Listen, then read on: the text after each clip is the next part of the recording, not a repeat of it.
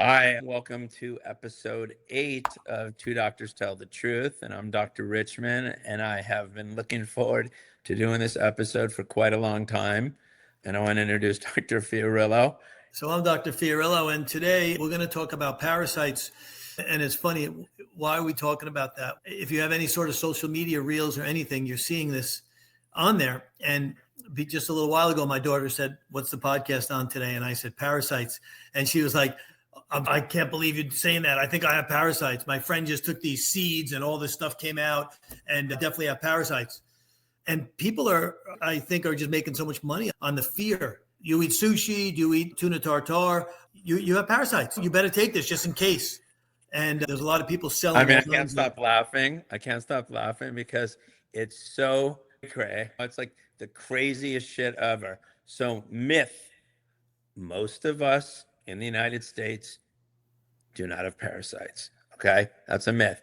And this has been around for a while, but why all of a sudden is it popular is because the lady who was nominated to be Surgeon General wrote in her book, 85% of us have parasites. So now sales of books on parasites and chia seeds and all this stuff, that are supposed to get rid of your parasites are crazy. So let's be very clear. Okay. So we're going to talk about like the serious stuff first. Okay. As I said, most parasites are very rare in the United States, extremely rare. And if you are not immunocompromised and you eat in sanitary conditions and you don't eat raw food, okay, you're not going to get parasites. Okay, and travel. Travel outside the country. Right, that's separate. That's like malaria. But here's the fear.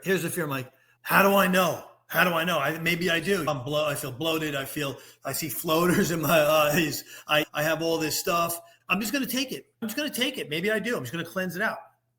Okay. So first thing stuff. is, but some of this stuff, we'll get into that one second. Some of the stuff, some of the shit they sell to you causes it and makes it worse. Okay. That's how these charlatans profit off it. They're selling stuff. So this is one of the easiest things to diagnose. Okay. We have blood test serology, right?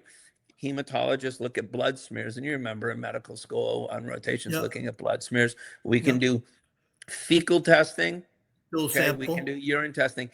You can 100% of the time make the diagnosis of a parasite. I think what people get confused on is they think like a bacterial infection, number one, is a parasite.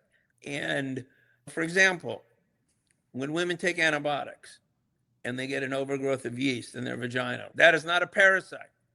Okay, that's explain them. We have a symbiosis in our body between the fungi, yeast, bacteria, and virus, and everybody, they all live in harmony until there's an imbalance. And the problem is that all these,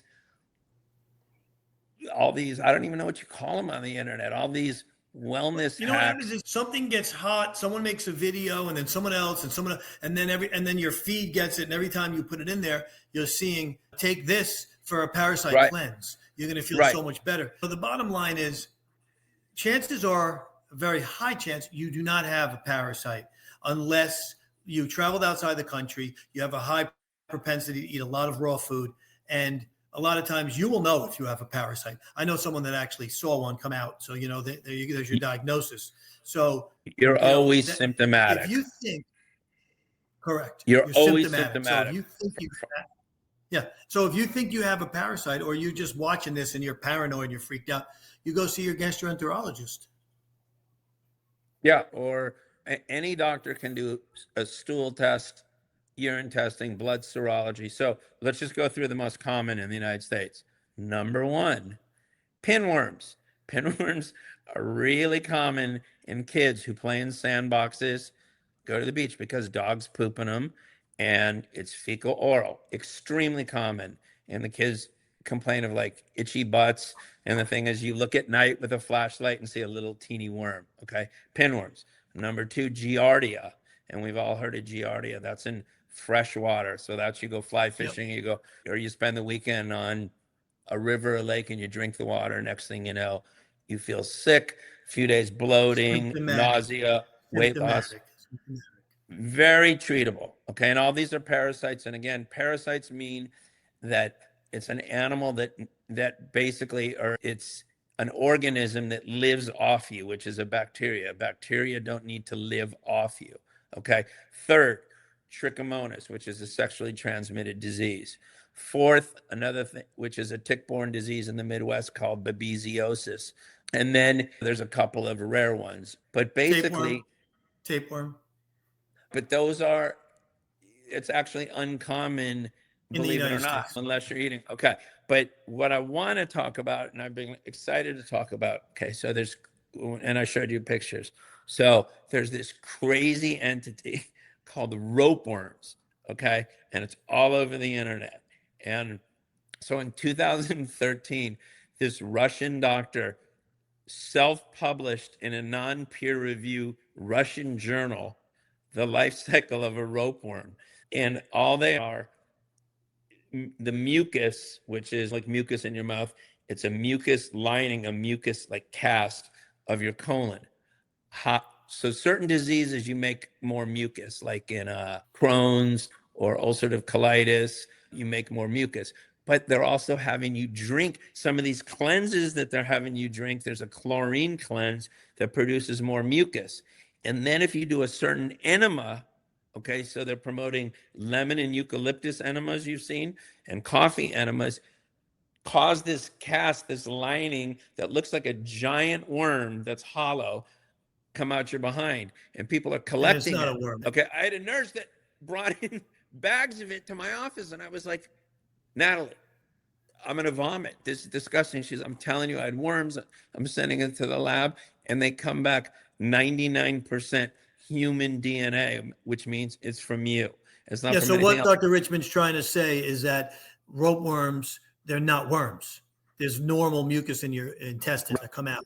So the bottom line here is don't treat your gut based on TikTok. Don't be paranoid and hypochondriac and think you have worms. If you have real symptoms, you have a history of traveling or eating some certain food or traveling outside the country, or then go see your doctor and get tested. But I would not just start buying stuff online, ivermectin or fembendazole, and just start taking it because it's going to do nothing. Yeah, and they're all treatable, and that's the great thing is they're all treatable. And if you, and Mike said, if you start taking all this stuff, it may cause symptoms. Yeah. So the bottom line is don't treat your gut based on a TikTok. If you think you have symptoms, go get tested. Chances are you do not have parasites. So don't buy all this fancy stuff online. Agreed. And we look forward to some future episodes. And if you watch us, make sure to subscribe and share it with your friends. And I hope you learned something today.